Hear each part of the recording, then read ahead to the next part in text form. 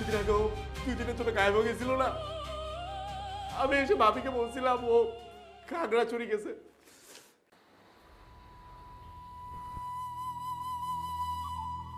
আমি এখন তোর বাসায় সবাইকে ফোন করে জানাবো।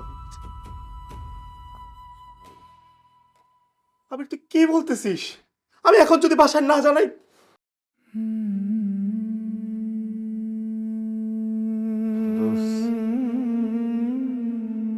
আমি হিসেব করছি, বুঝছিস, আমার কাছে না সব মিলে 30 লাখ টাকার মতো আছে।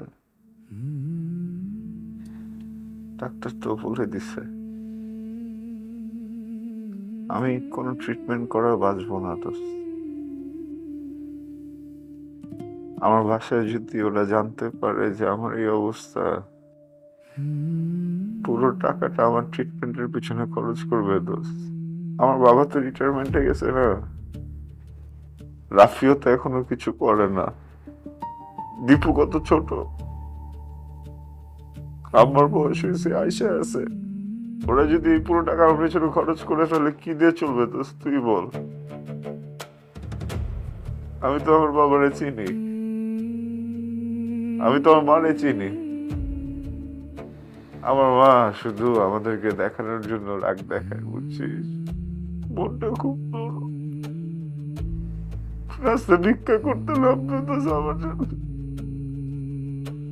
তোর 1 টাকাও দেওয়া লাগবে না, যা টাকা লাগে আমি ম্যানেজ করবো। আমি দরকার হলে লোন করবো। আমি আমি ব্যাংক থেকে লোন নিবো, আমরা দেশের বাইরে গিয়ে ট্রিটমেন্ট করবো। দোস্ত, তোর বাসার কাউকে কিছু জানাবো, চল আমরা দেশের বাইরে গিয়ে ট্রিটমেন্ট করবো।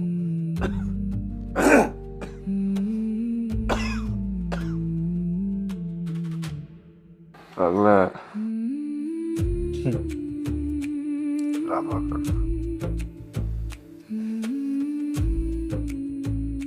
আমার ঘড়ির ব্যাটারি শেষ হয়ে গেছে তো, এই ঘড়ির সময় দেখাবে না।